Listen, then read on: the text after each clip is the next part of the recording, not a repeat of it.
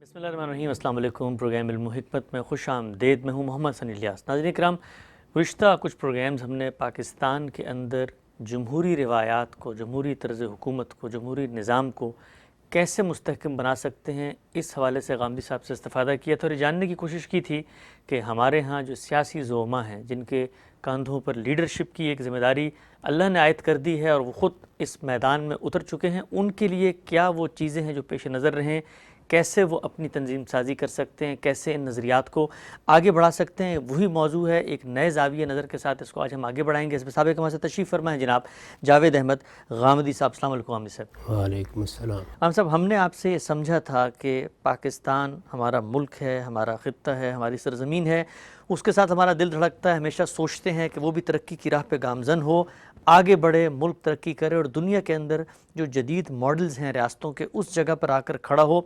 اس کو بھی ہم زیر بحث لائے تھے کہ ہمارے ہاں پس منظر کیا ہے، جب جمہوریت کے یہاں پہ آغاز ہوا، تقسیم کا پس منظر کیا تھا، اور گزشتہ پروگرام میں بڑی تفصیل سے ہم نے آپ سے پوچھا تھا کہ ہمارے جو سیاسی زعماء ہیں، سیاسی لیڈرشپ ہے، جو پارٹیاں ہیں، وہ کیسے جمہوریت کے استحکام کے لیے کردار ادا کر سکتی ہیں۔ اس پر بھی بڑی تفصیلی آپ نے گفتگو کی تھی کہ دین کے وہ اخلاقی معیارات کیا ہیں۔ اس وقت جو ہمیں پولرائزیشن اور نفرت نظر آ رہی ہے ہمارے ملک میں سیاسی وابستگی کی بنیاد پہ، ان کو بھی ختم کیا جا سکتا ہے۔ اسی موضوع کو آگے بڑھاتا ہوں میں، جاننا یہ چاہتا ہوں کہ ایک تو ہے ہمارے سیاسی لیڈرشپ، ان کی ذمہ داریاں زیر بحث آئیں۔ جدید جو ریاست کا نظام ہے اس میں ہم دیکھتے ہیں کہ تقسیم ہے، عدلیہ بھی ہے، انتظامیہ بھی ہے، مقننہ بھی ہے۔ ایک بڑا اہم رخ جو ریاست کو چلانے میں سامنے آتا ہے وہ بیوروکریسی کا ہے۔ ہم یہ دیکھتے ہیں کہ اصل میں تو ریاست کا نظام بیوروکریٹس ہی چلا رہے ہوتے ہیں، وہ قوم کے ذہین لوگ، وہ عباقر جو آگے بڑھ کے اپنے آپ کو پیش کرتے ہیں اور پھر منتخب ہو کے اس مقام پر پہنچ جاتے ہیں۔ چار سیاسی معیارات ہمیشہ آپ ان کا ذکر کرتے ہیں، وہ بنیادی انسانی حقوق ہوں، قانون کی حکمرانی ہو، حق خود ارادی ہو یا جمہوری روایات کی پاسداری ہو۔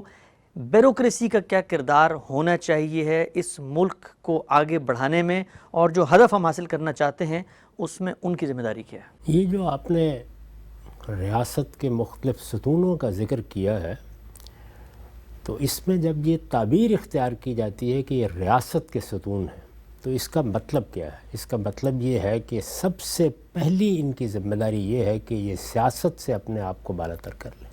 اچھا۔ اس لیے کہ سیاست کا تعلق حکومت سے ہے۔ لوگ اپنا نقطہ نظر بیان کریں گے، اپنا کوئی منشور لے کے آئیں گے، ان کی ترجیحات ہو سکتی ہیں، ان میں کوئی اقتدار تک پہنچنا چاہتا ہے۔ بہت سے لوگ ہیں سیاستدانوں میں، ان سے آپ پوچھیں کہ آپ سیاست کیوں کر رہے ہیں تو وہ یہ کہتے ہیں کہ بس عزت کا حصول۔ تو کوئی چیز بھی ہو سکتی ہے۔ وہ میدان ہے کہ جس میں سیاسی ترجیحات، سیاسی مفادات، سیاسی نقطہ نظر باہم متصادم رہتے ہیں، اور وہ دنیا کی ہر جمہوریت میں رہتے ہیں، بلکہ جمہوریت کیا، ملوکیت میں بھی ایک سطح پر ایسے ہی متصادم ہوتے ہیں۔ یعنی فرق صرف یہ ہوتا ہے کہ یہاں ہر چیز سامنے آ جاتی ہے، ملوکیت، آمریت میں یہ سب چیزیں اندر ہی اندر چل رہی ہوتی ہیں۔ اگر آپ دنیا کی تاریخ پڑھیں تو یہ معلوم ہوگا کہ جب بڑے بڑے حکمران دنیا میں ہوئے ہیں تو وہ بھی اپنے کچھ سردار، اپنے امراء رکھتے ہیں۔ یہ جو برطانیہ کا دارالامراء ہے، یہ کیا چیز ہے؟ یہ اصل میں وہی آیان و اکابر ہے۔ یہ دیکھیے کہ قرآن مجید فرعون کے بارے میں یہ کہہ رہا ہے کہ سیدنا موسیٰ علیہ السلام کی بعثت اس کی طرف ہوئی، تو وہاں صرف فرعون کا ذکر نہیں کرتا، بلکہ یہ کہتا ہے کہ الی فرعون و ملائہ، فرعون اور اس کے امراء۔ ٹھیک۔ تو ایسے ہی ہوتا ہے ہمیشہ۔ اب ان امراء میں بھی کشمکش ہوتی ہے، وہ بھی ایک دوسرے کو آگے پیچھے کرنے کی کوشش کرتے ہیں، ان کے ہم یہ ساری چیزیں ہیں۔ لیکن جو ریاست کے ادارے دور حاضر میں بنائے گئے ہیں، جیسے مثال کے طور پر عدلیہ ہے، جس طرح کے فوج ہے، جس طرح کے بیوروکریسی ہے، تو یہ تینوں بڑے بنیادی ادارے ہیں۔ انہی پر ریاست کا نظم قائم ہوتا ہے۔ ان کے لیے سب سے بنیادی چیز یہی ہے کہ یہ اپنے آپ کو سیاست سے بالکل الگ رکھیں۔ یعنی نہ بیوروکریسی کو اس کی کوئی پرواہ ہونی چاہیے کہ کون گیا کون آیا، نہ عدلیہ کو ان چیزوں کا لحاظ کرنا چاہیے کہ فلاں کے لیے کیا کرنا ہے اور فلاں کے لیے کیا کرنا ہے۔ عدلیہ کا کام یہ ہے کہ جب اس کے سامنے کوئی مسئلہ آئے وہ بلاگ طریقے سے قانون کا نفاذ کرے۔ یعنی قانون کیا ہے، آئین میں کیا چیزیں طے ہیں، ان کے لحاظ سے کیا فیصلہ ہونا چاہیے، یہی چیز ہے جس کو ملحوظ رکھ کے اسے ہمیشہ فیصلے دینے چاہیے۔ اس وقت آپ نے دیکھا کہ ہمارے ہاں ایک بڑا بحران پیدا ہوا، اس میں ہماری عدلیہ نے پہلی مرتبہ قانون کے مطابق فیصلہ دیا ہے. یعنی اس طرح کے بحران کی بات کر رہا ہوں، قانون کے مطابق فیصلے تو اور بھی ہوتے رہتے ہیں. اس طرح کے ایک قومی سطح کے بحران میں بالکل ٹھیک جو آئین میں لکھا ہوا تھا، جو قانون کا تقاضا تھا، اس کے مطابق فیصلہ دیا ہے. یہی رحمت کی بات ہے. یعنی عدلیہ کا کام یہ نہیں ہے کہ وہ سیاسی مفادات کو دیکھے، سیاسی نتائج کو دیکھے، اس کے اثرات کیا ہوں گے، یہ ان کا کام نہیں ہے. جب وہ قانون کے مطابق فیصلے دینا شروع کر دیں گے تو آپ حیران کن طریقے سے دیکھیں گے کہ اس طرح کے معاملات جن میں سیاسی مفادات دیکھنا ہوتے ہیں، جن میں سیاسی نتائج ملحوظ رکھنا ہوتے ہیں، یہ عدلیہ میں نہیں آیا کریں گے. اچھا، یعنی اس کا لازمی نتیجہ یہ نکلے گا کہ پارلیمنٹ مضبوط ہوگی، سیاستدان ایسے معاملات اپنے طور پر طے کریں گے، انہیں یہ معلوم ہوگا کہ وہاں بے لاگ قانون کا نفاذ ہو جائے گا. تو عدلیہ میں جو لوگ جاتے ہیں ان کو اپنا ذہن اس سے بالاتر کر لینا چاہیے. ان کا کام یہ ہے کہ وہ دنیا کی ہر چیز سے آنکھیں بند کر لیں. یعنی ہمارے ہاں تو روایت رہی اس سے پہلے کہ جو بڑے جج یا بڑے قاضی اخبار تک نہیں پڑھتے تھے. دنیا میں کیا ہو رہا ہے، لوگ کیا کہہ رہے ہیں، مختلف گروہ اپنی اپنی حیثیت کیسے منوا رہے ہیں، جلسوں میں کیا زبان استعمال کی جا رہی ہے، اس سے کوئی غرض نہیں. ان کا کام یہ ہے کہ قانون کی کتاب ان کے لیے ایک مقدس کتاب ہے. قانون میں ظاہر ہے کہ سب سے پہلی چیز کسی ملک کا دستور ہے. جو ہمارے ملک میں بھی دستوری حکومت ہے، برطانیہ کی طرح نہیں ہے کہ وہاں پارلیمنٹ کو بالادستی ہے. جب دستور بن گیا تو اب دستور کی بالادستی ہے، ہر چیز اس کے لحاظ سے دیکھی جائے گی. ان کا کام یہی. اسی طرح بیوروکریسی کا کام یہ ہے کہ وہ ملک کا نظم چلائے اور قانون کے مطابق جو احکام دیے جائیں ان کی پیروی کریں، اور جو حکم قانون کے خلاف ہو وہ واپس کر دیں. اچھا، اس کا یہ کام نہیں ہے کہ وہ مختلف سیاسی جماعتوں کے مفادات کو سامنے رکھ کر غیر قانونی کام کرے. ان احکام پر عمل کرے جو قاعدے سے نہیں دیے گئے. اور میں نے خود دیکھا ہے، بعض ایسے دیانتدار افسروں کو دیکھا ہے کہ جن کو صدر مملکت کی طرف سے یا وزیر اعظم کی طرف سے بھی کوئی حکم آ گیا ہے اس طرح کا، یعنی زبانی کہلا دیا گیا، کوئی پیغام بھیج دیا گیا، تو وہ یہ کہتے تھے کہ لکھ کے بھیج دیجیے، قاعدے کے مطابق لکھ کے بھیجیے تاکہ ذمہ داری آپ کے اوپر آئے. تو یہ بیوروکریسی کا اصل کام یہی ہے. اسی وجہ سے یہ آپ دیکھیں کہ جس وقت اللہ تعالیٰ نے قرآن مجید میں یہ ہدایت کی کہ اب تمہارا ایک نظم حکومت وجود میں آنے والا ہے، تو اس میں سب سے پہلی بات کیا کہی؟ سب سے پہلی بات یہ کہی کہ ان تودوا الامانات الی اہلھا. یعنی اب ذمہ داریاں ان لوگوں کو دینی ہیں. یہ ذمہ داریاں جب ایک نظم حکومت قائم ہوگا تو دی جائیں گی نا، ان لوگوں کو دینی ہے جو اس کے اہل ہیں.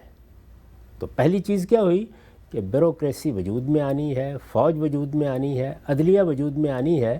یہاں ساری تگ و دو یہ ہونی چاہیے پورے نظم کی کہ میرٹ پر آئے. یہ سیاسی ذمہ داریاں یہ بسا اوقات جس کو ہم میرٹ کہتے ہیں وہ متعین نہیں کر پاتا. اچھا، یعنی بارہ ایسا ہوتا ہے کہ لوگوں کا اعتماد ایسے لوگوں کو حاصل ہو جاتا ہے کہ جن کو اگر آپ کوئی معیار بنا کے دیکھیں تو شاید وہ اس پر پورے نہ اترتے ہوں. وہاں معیار ہی یہ ہے کہ لوگوں کا اعتماد فلاں اور فلاں کو حاصل ہے. لیکن یہاں تو ایسی کوئی چیز نہیں ہے نا. یہاں فیصلہ لوگوں نے نہیں کرنا، یہاں فیصلہ قواعد نے کرنا ہے، ضوابط نے کرنا ہے. اگر کسی چیز کے لیے تعلیم کا کوئی معیار ہے تو ہر حال میں پورا ہو. اگر کسی چیز کے لیے ہنرمندی کا کوئی معیار ہے تو اس کو ہر لحاظ سے ملحوظ رکھا جائے. تو یہاں بنیادی چیز کیا ہے؟ عدلیہ میں، افواج میں، اسی طرح ظاہر ہے اسی کا ایک ذیلی ادارہ پولیس بھی ہے، اور اس سے آگے بیوروکریسی میں. یعنی آپ امانات، یہ امانات کا لفظ بڑا اہم ہے جو قرآن نے استعمال کیا ہے. یعنی جو کچھ آپ کے سپرد کیا گیا یہ قومی امانتیں ہیں، یہ عہدے بھی قومی امانتیں ہیں، یہ ذمہ داریاں ہیں جو آپ پر ڈالی گئی ہیں. اور جب امانت کا لفظ استعمال کیا تو اس کا مطلب قوم نے یہ امانت دیا، خدا بھی اس کو امانت کہہ رہا ہے. اچھا، تو یہ امانتیں ہیں، ان میں خیانت نہیں ہونی چاہیے. تو یہ ہر حال میں اہلیت پر ہونا چاہیے پہلی چیز.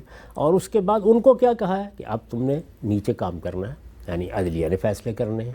اسی طرح افواج کو کسی موقع کے اوپر کوئی اقدام کرنا ہے جو ذمہ داری انہیں دی جائے گی.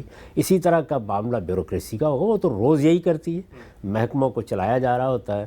تو اس میں کیا گیا؟ ان تحکموا بالعدل، یعنی جو فیصلہ بھی اب ہوگا عدل اور انصاف کے ساتھ ہوگا.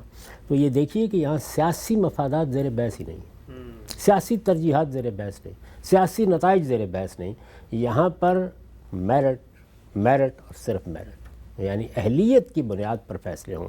تو اگر بیوروکریسی بھی یہ طے کر لے کہ اس کو قانون کی حکمرانی قائم کرنی ہے، اس کا یہ کام نہیں ہے کہ وہ یہ دیکھے کہ وہاں رخ کیا ہے اور صورتحال کیا ہے. قانون کی پابندی اگر اس طریقے سے ہوگی اور قانون کی خلاف ورزی پر سیاستدانوں کی بات کو ماننے سے انکار کر دیا جائے گا، تو آپ کچھ عرصے کے بعد یہ دیکھیں گے کہ سیاستدان اس طرح کا حکم نہیں دے سکیں. اچھا. یعنی ان کی یہ قوت ختم ہو جائے گی کہ وہ یہ بات کریں. جیسے میں نے عرض کیا نا کہ اگر عدلیہ قانون کے مطابق فیصلے دینا شروع کر دے، آنکھیں بند کر لے اس سے کیا ہو گیا کیا نہیں ہو گیا، قانون ہے، تو یہ لوگ آئیں گے نہیں اس کے بعد. یعنی آہستہ آہستہ عدلیہ اپنی ذمہ داریوں کو ادا کرے گی. یہ اپنے سیاسی معاملات اس طرح نہیں لائیں گے. یہاں ابھی یہ ہوتا ہے کہ کچھ رعایت ہو جائے گی، کچھ لحاظ ہو جائے گا، کچھ سیاسی چیزوں کو سامنے رکھ لیا جائے گا، یہاں سے اشارہ ہو جائے گا، وہاں سے اشارہ ہو جائے گا. جب آپ ان سب چیزوں کو ختم کر دیتے ہیں تو پھر اصل میں عدلیہ ایوان عدل بنتی ہے، اور لوگ آتے ہیں تو پھر ان کو پورا اطمینان ہوتا ہے کہ یہاں پر ڈنڈی نہیں ماری جا سکتی، یہاں تو انصاف ہوگا. بیوروکریسی کو بھی یہی کرنا چاہیے کہ وہ قانون کی حکمرانی قائم کرے، قانون کا پوری طرح پاس کرے، قانون کے مطابق فیصلے کرے، قانون سے ہٹ کر کسی حکم کو ماننے سے انکار کر دے. پولیس بھی یہی کرے، افواج بھی یہی کرے، اور اسی طرح کا معاملہ ہو. یعنی میں تو ہمیشہ سے یہ رائے رکھتا ہوں کہ اگر کسی موقع کے اوپر غیر آئینی یا غیر قانونی حکم دیا جاتا ہے تو نہ فوج کے کسی آدمی کے لیے ماننا اس کو ضروری ہے، نہ پولیس کے لیے، نہ کسی دوسرے کے لیے. ایک ملک یا ایک ریاست میں عدلیہ میں معاملہ چلا جائے گا اگر یہ کہا جائے گا کہ یہ حکم کیوں نہیں مانا گیا، اور پوری حفاظت اس کو حاصل ہونی چاہیے کہ یہ قانون کے خلاف ہے. اور قانون کے خلاف یا آئین کے خلاف حکم ماننا یہ بجائے خود قومی میثاق سے روگردانی کرنا ہے. یہ اس معاہدے سے نکلنا ہے جس کے تحت ہم سب ریاست کا نظم بنانے کے لیے قانون کی پابندی کرتے ہیں. ٹھیک حمزہ جی، بہت ہی اہم نکات آپ نے پیش کیے ہیں کہ وہ عناصر جو کہ ریاست کی عنان جن کے ہاتھ میں ہے، جو روزمرہ معمولات میں، اسی طرح سے عدل و انصاف میں، بیوروکریسی، ان کو کیسے چیزوں کو لے کے چلنا چاہیے. اچھا ایک بات ہم سے بیان کیجیے گا، آپ نے پاکستان ہی میں ظاہری بات ہے شعور کی پوری نظر، جو پاکستان کی تاریخ ہے اتنی آپ کی عمر ہے. ہمارے ہاں ہر جگہ پر ایک بات کی جاتی ہے وسیع تر قومی مفاد، وہ بیوروکریسی میں بھی ہو، وہ عدلیہ میں بھی ہو، وہ انتظامیہ بھی. سب یہ کہہ رہے ہوتے ہیں کہ یہ جو وقتی مسئلہ ہے یہ تو چلے قانون کے مطابق جس طرف بھی ہم حل کر دیں، لیکن جو وسیع تر قومی مفاد ہے اس کو ہمیں ہمیشہ ملحوظ خاطر رکھنا ہے، اس لیے کہ قانون کے مطابق اس مسئلے کو اگر ہم نے یہاں حل کر دیا تو وہ جو وسیع تناظر ہے، قوم کا مستقبل ہے، قوم کا مفاد ہے، اس میں نیشنل سیکیورٹی بھی آتی ہے، اس میں خطے کی صورتحال بھی آتی ہے، اس میں یہ بھی دیکھا جاتا ہے کہ ہماری نظریاتی سرحدیں کہیں مجروح تو نہیں ہو رہی. تو ایک انسان ہے، وہ ایک نفسیاتی وجود بھی رکھتا ہے، اس کا ایک شعوری وجود بھی ہوگا، کوئی نظریہ بھی ہوگا. ظاہری بات ہے انسان ہی بیٹھے ہیں ہر جگہ، تو وہ کیسے اپنے آپ کو روکیں کہ ہمارے کسی فیصلے سے وسیع تر قومی مفاد جو ہے وہ متاثر نہ ہو. یہ ان کا کام نہیں ہے، یہ سیاستدانوں کا کام ہے. وہ دیکھیں، یعنی قوم نے جن لوگوں کو منتخب کیا ہے وہ دیکھیں قومی مفاد کیا ہے کیا نہیں ہے. اور قومی مفاد بھی کبھی سچائی کے خلاف نہیں ہونا چاہیے. قومی مفاد کے بارے میں ہمیں قرآن نے یہ تعلیم دے دی ہے کہ قائم بالقسط ہو گئے تو اسی میں قومی مفاد ہے. قائم بالقسط ہونے کا مطلب یہ ہے کہ تم اپنے ذاتی معاملات میں، قومی معاملات میں، غیروں کے ساتھ معاملہ کرنے میں، یعنی قرآن نے صریح لفظوں میں یہ کہا ہے کہ دشمن قوموں سے معاملہ کرنے میں بھی قائم بالقسط رہو، انصاف پر قائم رہو. تو قومی مفاد بھی اصل میں اسی میں ہے. تاہم کسی موقع کے اوپر قسط کا معاملہ نہیں ہوتا. تدابیر میں ایک رائے، دوسری رائے، تیسری رائے ہو سکتی ہے، یا آپ اپنی ترجیحات قائم کرتے ہیں، تعلقات بنانے ہیں، فلاں سے رکھنے ہیں، فلاں سے نہیں رکھنے. یہ فیصلہ کرنا سیاستدانوں کا کام ہے. یعنی یہ فیصلہ کرنا عدلیہ کا کام نہیں ہے، یہ بیوروکریسی کا کام نہیں ہے. ان سے کوئی مشورہ مانگا جائے کسی موقع کے اوپر، وہ دے دیں، بس اپنی رائے بیان کر دیں. اس سے آگے آپ کچھ نہیں کر سکتے. یہ آپ کو یاد ہوگا کہ ہمارے یہاں یعنی امریکہ میں یہ مسئلہ زیر بحث آ گیا تھا جب افغانستان سے انخلا ہوا ہے، تو وہاں افواج کے سپہ سالاری کو بلایا گیا اور آپ نے اس کی گفتگو سنی. اس سے کہا گیا کہ تم نے یہ مشورہ دیا تھا. اس نے کہا میں نے دیا تھا یہ مشورہ. وہ مشورہ صدر کی رائے کے خلاف تھا، وہ مشورہ نہیں مانا گیا. اس سے پوچھا گیا کہ تم نے استعفیٰ کیوں نہیں دے دیا اس کے نتیجے میں؟ تو اس نے جواب میں یہ کہا کہ میرا کام مشورہ دینا ہے. یعنی استعفیٰ دے کر کیا میں سیاسی دباؤ میں اضافہ کر دیتا؟ یہ میری ذمہ داری نہیں ہے. تو اپنی ذمہ داری کے حدود کو پہچاننا اور ان کے اندر رہ کر قانون کے مطابق کام کرنا، یہ ہم جتنا زیادہ حاصل کرتے چلے جائیں گے اتنا ہی ہمارے لیے خیر و برکت کی بات ہوگی۔ ہماری پولیس کیسے خراب ہوئی ہے؟ ظاہر ہے سیاستدانوں نے اپنے مفادات کے لیے استعمال کیا تو خراب ہوئی۔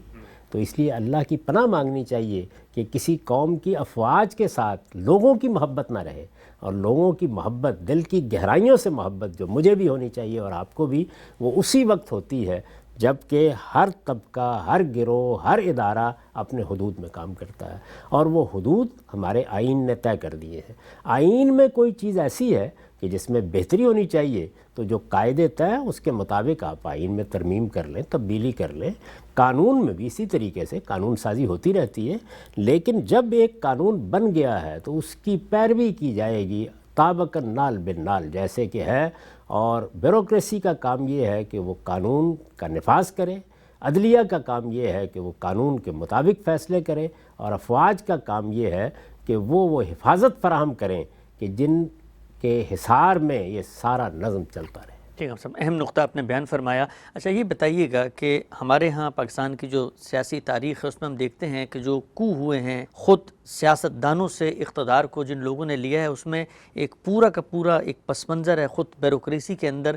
جو لوگ اس جگہ پر بیٹھتے ہیں، ظاہری بات ہے قوم کے غیر معمولی ذہین نوجوان بالکل افلاطون ارسطو کی طرح پوری زندگی محنت کر کے مقابلے کا امتحان پاس کرتے ہیں، وہ یہ سوچتے نہیں ہوں گے کہ جی ہم لوگ ہیں جو جانتے ہیں، ہمارے لینگویج ہمیں آتی ہے، ورلڈ ویو ہمارا ہے، نظام چلانا ہمیں آتا ہے، یہ اٹھ کے آگے ہیں چند ووٹوں کی بنیاد پر ہسکٹے پہن کے سیاستدان، ان کو تو فائل پڑھنی بھی نہیں آتی، تو آپ سے آپ وہ جذبہ پیدا ہوتا ہوگا بھی اصل تو ہمارا ہی قلم ہے جس سے ہم ریاست چلا رہے ہیں۔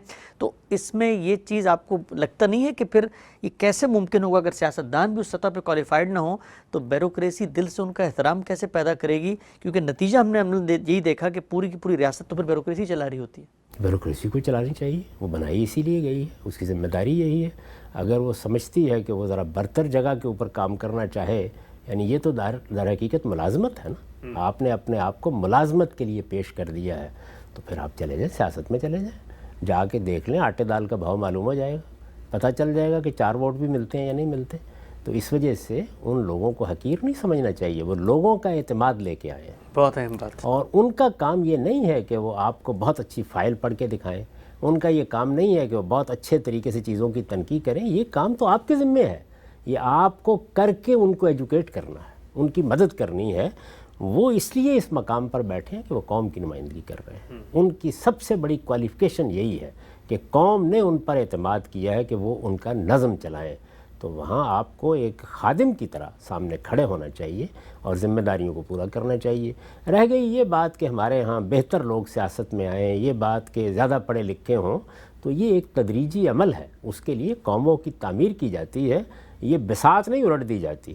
قوم کا کام ہے کہ وہ یہ فیصلہ کرے، یہ حق تلفی ہے ان کی کہ میں یا آپ ان کی جگہ کھڑے ہو کے بات کریں، یعنی انہوں نے اپنے آپ کو پیش کیا اس کے لیے کہ وہ قوم کی نمائندگی کریں، قوم نے انہیں اس لحاظ سے قبول کر لیا اور پھر اپنے ووٹ کی قوت سے ان کو یہ اختیار دیا کہ وہ معاملات کریں۔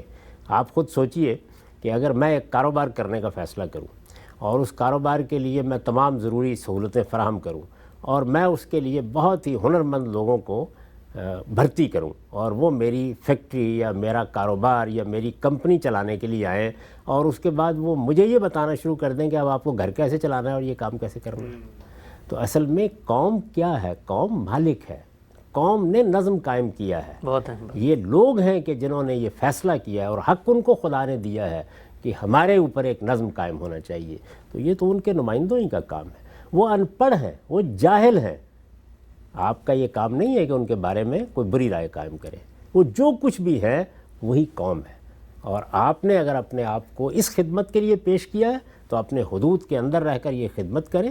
وہاں بہتری کے لیے اور طریقے ہیں، وہ طریقے مصلحین اختیار کرتے ہیں، ریفارمرز اختیار کرتے ہیں، وہ اساتذہ اختیار کرتے ہیں، وہ درسگاہوں کے اندر بہتری آتی ہے، وہ قوم کے مجموعی نظام میں اور بہت سے راستے ہیں جن میں جدوجہد کی جاتی ہے۔ میں نے تو ایک زمانے میں یہ تجویز بھی پیش کی تھی اور یہ لکھی ہوئی موجود ہے، ہمارے رسالے میں بھی کہیں مل جائے گی آپ کو، کہ جس طریقے سے جس وقت بیوروکریسی کا انتخاب ہوتا ہے، میں چونکہ پڑھاتا رہا ہوں ایک لمبے عرصے تک، تو وہاں تربیت کی جاتی ہے 9-10 مہینے کی سول سروس اکیڈمی میں. اسی طرح کی ایک پولیٹیکل اکیڈمی بھی قائم کر دینی چاہیے جس میں لوگ جب منتخب ہو کے آئیں تو ان کو بتایا جائے کہ اسمبلی کیسے چلتی ہے, اسی طرح حکومتیں کیسے چلتی ہیں. تو ایک اشرافیہ اس نوعیت کی بھی وہاں تربیت پاتی چلی جائے گی اور آہستہ آہستہ اس میں بہتری آئے گی. تو یہ تدریجی بہتری ہے. آپ قوم نہیں تبدیل کر سکتے, حکومت قوم کی ہے. قوم ساری ان پڑھ ہے, قوم 2 لفظ نہیں جانتی, تو کیا مطلب اس کے بعد آسمان سے فرشتے لائے جائیں گے؟ نہیں, اس قوم نے ہی اپنا فیصلہ کرنا ہے. تو حکومت کے معاملات کا تعلق قوم کے انتخاب سے ہے اور ان اداروں کا تعلق اس میرٹ سے ہے جس کی بنیاد کے اوپر یہ لوگ مقرر کیے جاتے ہیں اور ان کو ایک خادم کی جگہ کھڑے ہو کر اپنی ذمہ داریاں انجام دینی چاہیے. ٹھیک. اچھا ہم صاحب ایک اور نقطہ آپ بیان فرمائیے گا. آپ نے کہا قوم کا انتخاب ہے, قوم جس کو منتخب کرتی ہے اسی کا حق ہے کہ وہ اس جگہ پر بیٹھے, جو لوگ جس کام کے لیے آئے ہیں وہ اپنا کام کریں.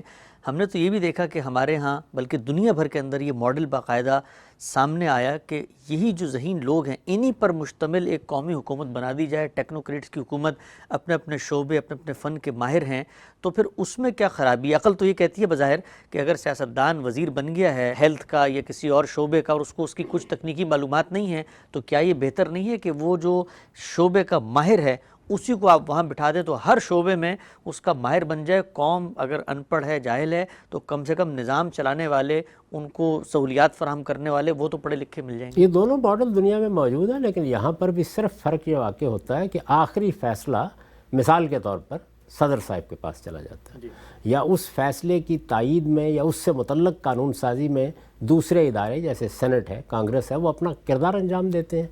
اقتدار انہی کے پاس ہے, آخری فیصلہ انہی کے پاس ہے. اب آپ نے ذمہ داریاں دینی ہیں تو ذمہ داریاں آپ اس اصول پر بھی دے سکتے ہیں. یعنی کوئی لازم نہیں ہے کہ وزارتیں بھی ہر حال میں لوگوں کے منتخب نمائندوں ہی کے پاس ہونی چاہیے, یہ کوئی لازم نہیں ہے. یعنی یہ جو وزارتیں جو ایک نظم کو چلانے کے لیے ہیں, اس میں آپ جو ماڈل چاہے اختیار کر لیں, لیکن فائنل اتھارٹی کس کے پاس ہے؟ فائنل اتھارٹی لوگوں کے منتخب نمائندوں کے پاس ہے.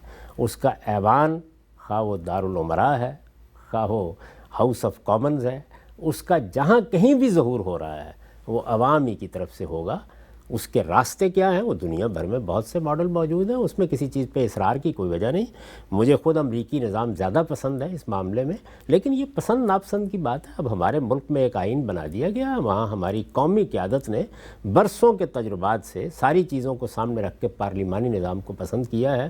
آئین اور دستور روز روز نہیں بنتے, پوری قوت کے ساتھ اسی دستور کے لحاظ سے اب ہمیں کام کرنا ہے. اس میں ہم نے یہ طے کر لیا ہے کہ وزارتیں یا ذمہ داری آخری درجے میں, اب تو بلکہ ہمارے ہاں یہ طے ہو چکا ہے کہ وزیر اعظم بھی نہیں بلکہ یہ کیبنٹ کی ذمہ داری.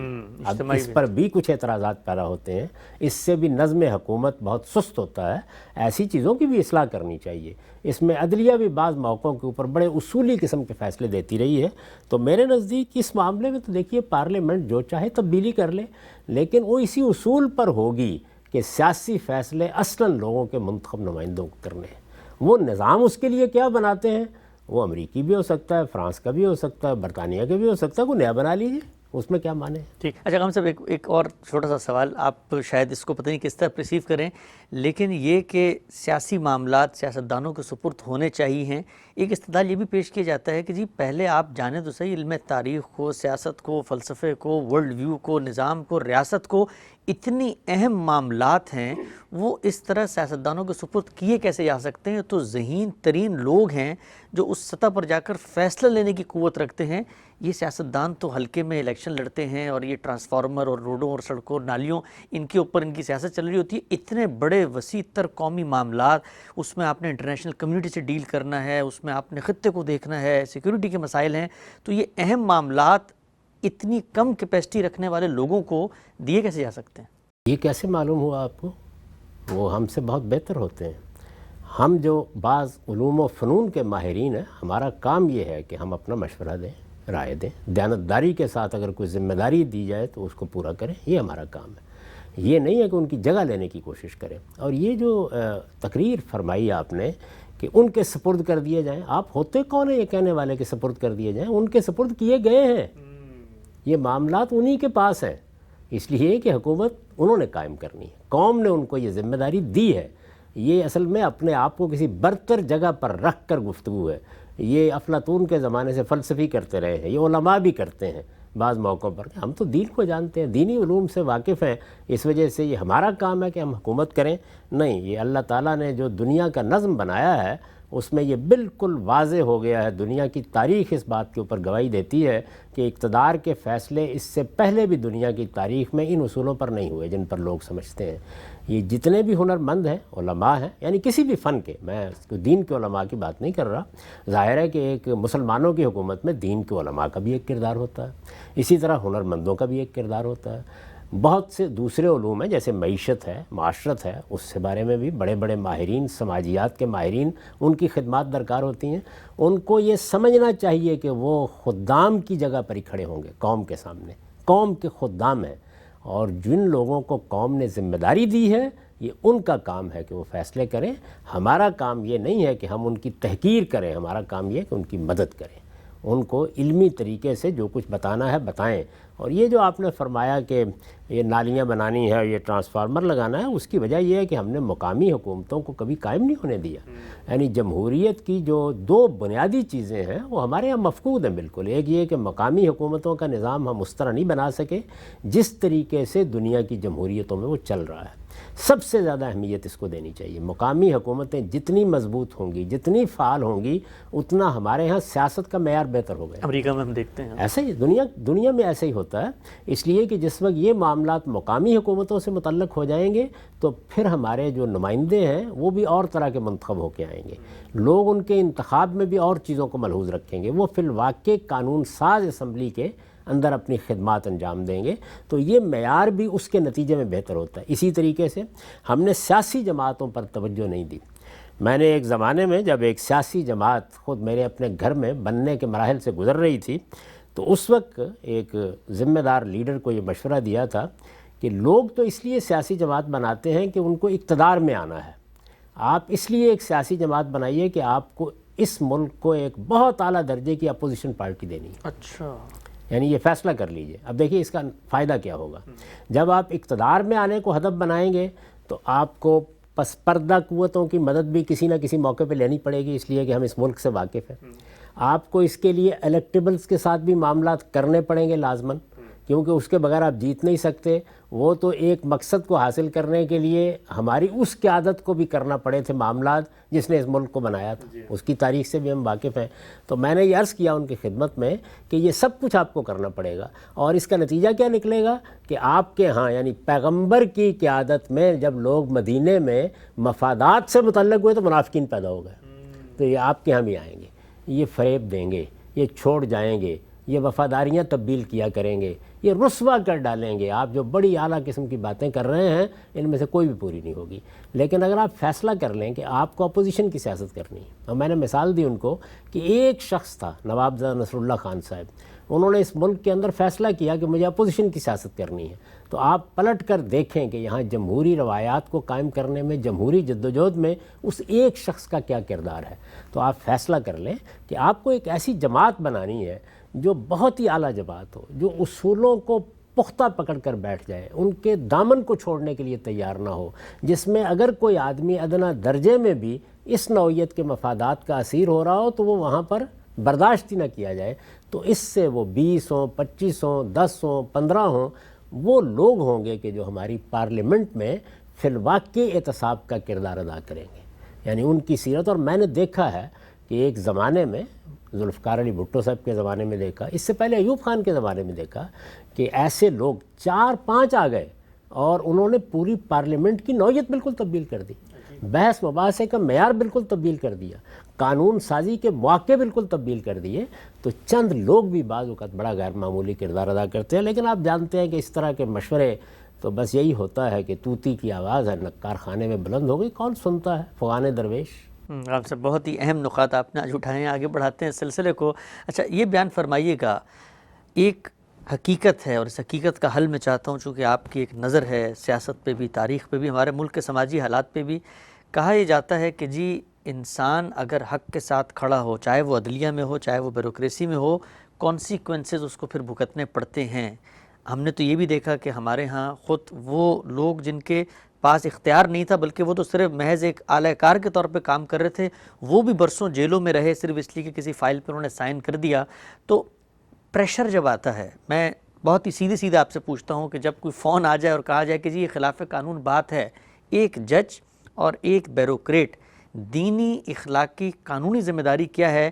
کیونکہ یہ تو بڑا مشکل کام ہو جاتا ہے، اس لیے کہ پھر نوکری بھی جائے گی، عزت بھی جائے گی، آپ پر کرپشن کے الزامات بھی لگیں گے، معاشرے میں بھی رسوائی ہوگی، ہو سکتا ہے پابند سلاسل بھی کر دیا جائے. ہم نے دیکھا لوگوں کو سالریٹی کنفائنمنٹ میں بھی رکھا گیا محض اس لیے کہ انہوں نے کوئی حکم نہیں مانا.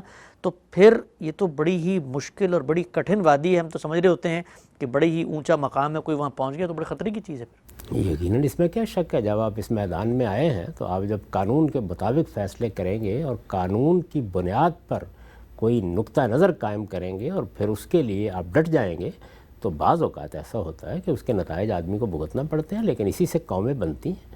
یعنی اگر کوئی نتائج بھگتنے کے لیے تیار نہیں ہے تو پھر اس کی گلی میں جائے کیوں، گھر میں بیٹھ جانا چاہیے. یعنی اس کے بڑے اچھے طریقے ہیں کہ آپ کی کوئی ہنر سیکھیے اور پلمبر کا کام کر لیں. جب آپ نے ایک ذمہ داری لی ہے، آپ گئے ہیں، آپ ریاست کے نظم کا حصہ بن رہے ہیں، تو پھر آپ کو ان تمام نتائج کا اپنے سامنے ادراک کر کے جو کچھ بھی کرنا ہے وہ کرنا ہے. تو اس لیے میرے نزدیک یہی تبلیغ کرنی چاہیے، یہی تعلیم دینی چاہیے کہ ہر شخص قانون کے مطابق کام کرے. قانون کی حکمرانی اسی میں خیر ہے. میں نے ایک مرتبہ یہ عرض کیا تھا کہ ہمارے ہاں اگرچہ معاویہ رضی اللہ عنہ کے بعد ایک نوعیت کی ملوکیت قائم ہو گئی، بادشاہت قائم ہو گئی، لیکن ہمارے ہاں کی بادشاہت کی ایک خصوصیت رہی، اور وہ یہ کہ چونکہ ہمارے فقہا نے ایک باقاعدہ قانون مرتب کر دیا اور اس کو ایک ایسی صورت دے دی کہ لوگوں میں اس قانون کی قدر و قیمت غیر معمولی تھی، وہ اس سے وابستہ ہو گئے. انہوں نے اپنے آپ کو انفرادی اور اجتماعی زندگی میں اس قانون کے تحت کر لیا. آج بھی صورتحال یہی ہے. یعنی ایک عام آدمی ہمارے قاضی کا فیصلہ اتنے شرع صدر سے قبول نہیں کرتا جتنا امام ابو حنیفہ کا فیصلہ قبول کرتا ہے.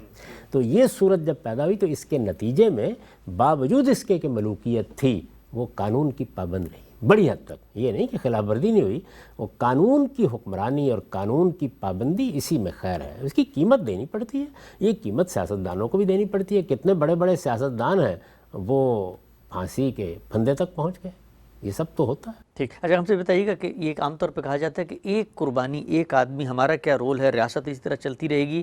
ایک چھوٹا سا مثلا کوئی ڈپٹی ڈائریکٹر ہے، کوئی اہلکار ہے، وہ اگر انکار کر بھی دے تو اس کو برخاست کر دیں گے، معاملہ تو اس طرح. تو کہا ہی جاتا ہے کہ جی پورا کا پورا سسٹم جب اس طرف جا رہا ہے تو ایک شخص اس کی مخالفت میں کھڑا ہو کے اپنا ہی نقصان کرے گا، سسٹم تبدیل نہیں ہوتا. دیکھیے یہ کوئی استدلال ہی نہیں ہے. وہ ایک کے بعد دو ہوں گے، دو کے بعد تین ہوں گے.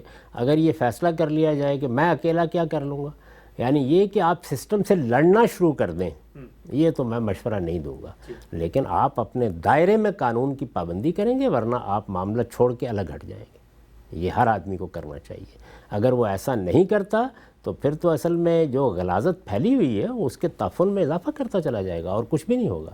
تو اسی طرح ہوتا ہے کہ ایک ایک دو دو چار چار لوگ، یہاں تک کہ جب ان کی تعداد متبع ہو جاتی ہے، وہ بڑھ جاتے ہیں، تو اس کے بعد بحیثیت مجموعی قومیں اور معاشرے وہ ترقی کی جانب گامزن ہو جاتے ہیں. ایسے ہی ہوا ہے دنیا بھر میں. یعنی یہ کیسے ہو سکتا ہے کہ پہلے سارا کا سارا معاشرہ بالکل پاکیزہ بنا کے آپ کو دے دیا جائے، اس کے بعد آپ پاکیزگی اختیار کریں گے؟ برے حالات میں، نازک صورتحال میں پاکیزگی پر قائم رہنا، قانون کی پابندی کرنا، قانون کا احترام کرنا، قانون کا صحیح طریقے سے نفاذ کرنا، یہ ایک ایک شخص یہ شمع جلاتا ہے تو اسی سے روشنی ہوتی ہے. تو اس میں حوصلہ نہیں ہارنا چاہیے. ٹھیک ہے، ہم سب آگے بڑھاتے ہیں سلسلے کو. یہ بیان فرمائیے گا، کم و بیش 10 سال کے قریب آپ نے خود بھی پاکستان کی جو ٹاپ بیوروکریسی ہے ان کو دین کی تعلیم دی، سول سروس اکیڈمی میں باقاعدہ خدمات بھی انجام دی. آخر میں چند منٹ میں بس باقی ہیں تو کچھ حوصلہ افزا بات بھی کریں ہم. یہ بیان فرمائیے گا، وہ لوگ جو وہاں پر آتے ہیں، آپ کا پاکستان کی قوم کی ذہانت سے، انٹلیکٹ سے براہ راست رابطہ رہا، خود آپ نے تدریس کے فرائض انجام دیے، روشنی کی کرن بھی ہے، امید بھی ہے کہ ہماری قوم میں ٹیلنٹ ہے. اگر صحیح رستے پہ کھڑے ہو جائیں، خود ہماری بیوروکریسی کھڑی ہو جائے تو ملک آگے بڑھ سکتا ہے، ترقی کی راہ پہ گامزن ہو سکتا ہے. کچھ امید کی کرن بھی ہے. میری تو ہمیشہ سے یہ رائے ہے، ہماری قوم بہترین قوم ہے. دیکھیے بہت بڑی آبادی ہے ہمارے ہاں. جس درجے میں ہمیں اپنی قوم کی تربیت کرنی تھی اس کے وسائل بھی بعض اوقات ہمارے پاس نہیں ہوتے. آپ یہ جانتے ہیں کہ بارہا ایسا ہوا ہے کہ جب بہت اچھے نصابات بنا دیے گئے تو معلوم ہوا کہ ہمارے پاس تو دیہات میں بھیجنے کے لیے استاد ہی موجود نہیں ہے. تو ایک صورتحال یہ ہے کہ گنجی نہائے گی کیا اور نچوڑے گی کیا، وہ بہرحال موجود ہے. اس سب کے باوصف ہماری قوم میں نہایت اعلیٰ درجے کے لوگ پیدا ہوتے ہیں. ایسے لوگ پیدا ہوتے ہیں کہ جو اپنی سیرت اور کردار کی حفاظت کے لیے بڑی سے بڑی قربانی دے دیتے ہیں. یہ سب چیزیں ہیں، لیکن ایک برا نظام بعض اوقات ان کو آگے نہیں آنے دیتا، ان کی قدر و قیمت نہیں پہچانتا، ان کے لیے مواقع نہیں پیدا کرتا. وہ اپنی جگہ ایک الگ بات ہے. میں نے ایک مرتبہ اس موضوع پر گفتگو کرتے ہوئے یہ کہا تھا کہ لوگ کہتے ہیں نا کہ قحط الرجال ہے، اعلیٰ درجے کے بڑے لوگ پیدا نہیں ہوتے. تو میں نے یہ عرض کیا تھا کہ یہ ہو ہی نہیں سکتا. اچھا، یعنی کیا کبھی آپ نے دیکھا ہے کہ اللہ تعالیٰ نے عورتوں اور مردوں کے پیدا ہونے کا توازن بگڑنے دیا ہو؟ یعنی 1%، 2% اوپر ہو گیا، نیچے ہو گیا، اس سے زیادہ نہیں ہوتا. الا یہ کہ کوئی بڑی جنگ ہو گئی، جیسے جنگ عظیم ہوئی یا اور کوئی معاملہ ہوا، عام حالات میں اللہ تعالیٰ توازن کو برقرار رکھتے ہیں. اسی طریقے سے وہ لوگ جن کو ہنرمند بننا ہے، وہ لوگ جن کو تاجر بننا ہے، وہ لوگ کہ جن کو کاروبار بڑے کرنے ہیں، وہ لوگ جنہوں نے علمی خدمات انجام دینی ہے اور اپنے اپنے فن میں وہ غیر معمولی لوگ ہوں گے، ان کو ایک نسبت سے اللہ تعالیٰ پیدا کرتے ہیں. یعنی وہ نسبت تناسب کبھی خراب نہیں ہونے دیتے. فرق صرف یہاں واقع ہوتا ہے کہ وہ لوگ جو خدا نے پیدا کر دیے، آپ کے معاشرے میں ان کے لیے آگے آنے کے مواقع کتنے ہیں. تو اگر وہ مواقع نہیں ہیں تو پھر پس درجے کے لوگ آگے آ جائیں گے، پھر وہ لوگ پیچھے رہ جائیں گے، ان کے لیے آگے بڑھنے کے راستے بند ہو جائیں گے. اس وجہ سے آپ محسوس کرتے ہیں قحط الرجال ہو گیا ہے، ورنہ قحط الرجال کبھی ہوتا ہی نہیں ہے. اللہ تعالیٰ توازن سے، اسی نسبت سے لوگ پیدا کرتا ہے. جیسے ہی موقع میسر آتا ہے، اچانک آپ دیکھتے ہیں کہ بڑے غیر معمولی لوگ آپ کی سوسائٹی کے اندر سے اٹھ کے سامنے آ جاتے ہیں. تو یہ ایک احساس سا ہوتا ہے لوگوں کے دل میں. ورنہ اگر آپ خدا کی اسکیم کو سمجھ لیں تو اس میں ایک نہایت ہی خوبصورت توازن ہے جس کو اللہ تعالیٰ ہمیشہ قائم رکھتے ہیں. وہ ہماری قوم میں بھی ایسے ہی ہے. اصلی چیز کیا ہے؟ اصلی چیز یہ ہے کہ ہم اپنے نظام کو بہتر کریں، ہم اپنی تعلیم کو بہتر کریں. ہمارے ہاں وہ لوگ جن کو اللہ تعالیٰ نے شعور دیا ہے، وہ سیاسی کھیل کھیلنے کی بجائے، ہر آدمی اسی میدان میں اتر جاتا ہے، وہ ان شعبوں کو اختیار کریں جس میں لوگوں کی تربیت کرنی ہے، تعلیم دینی ہے. دیکھیے دین کے مسائل ہمارے ہاں بڑے غیر معمولی ہوئے ہیں، اور دینی تعبیر میں ایسے مسائل پیدا ہوئے ہیں کہ جس کے نتیجے میں دین لوگوں کے لیے اجنبی ہو رہا ہے. اس وقت کبھی آپ جا کر دیکھیں، آپ کو لوگ بتائیں گے کتنے بڑے پیمانے پر ہمارے نوجوانوں میں الحاد ایک فیشن بنتا جا رہا ہے. وجہ کیا ہے؟ وجہ یہ ہے کہ ہمارے دینی علم کا ظہور جس صورت میں ہوتا ہے، جن شخصیات سے، جس زبان میں، جس لب و لہجے میں، جس درجے کے لوگوں کے ذریعے سے، اس کے اندر کشش ختم ہوتی جا رہی ہے. تو اگر آپ ان چیزوں کو بہتر کریں گے تو اس کے نتیجے میں آپ کی اپنی قوم کے اندر سے بہت اعلیٰ درجے کی ذہانتیں، قوتیں یہ سامنے آئیں گی. ایسا نہیں ہے کہ اللہ تعالیٰ کسی قوم کے ساتھ کوئی بے انصافی کرتا ہے. آپ کتنا اچھا نظام بنانے میں کامیاب ہوتے ہیں، سب مل کے اس کی جدوجہد کریں تو نتائج سامنے آنے شروع ہو جائیں. بہت ہی اہم گفتگو آج آپ سے ہوئی ہے. ناظرین، پاکستان میں جمہوریت کے استحکام کے لیے ہر شعبے کے اندر وہ کیا کردار ہے جو ادا کیا جا سکتا ہے، ایک تسلسل سے ہم گفتگو کر رہے ہیں. اس سلسلے کی آج یہ تیسری نشست تھی. آگے بڑھائیں گے اس موضوع کو اور ہم یہ جاننے کی کوشش کریں گے کہ اس وقت جو ماڈرن اسٹیٹ اسٹرکچر ہے اس میں ایک چوتھا ستون بھی آ چکا ہے اور وہ میڈیا ہے. میڈیا کا کیا کردار ہو سکتا ہے رائے سازی میں، عوام کی تعلیم و تربیت میں اور جمہوری روایات کی افزونی اور فروغ میں. اس کو بھی زیر بحث لائیں گے. وقت یہاں پہ ختم ہوتا ہے. اجازت دیجیے. اللہ حافظ.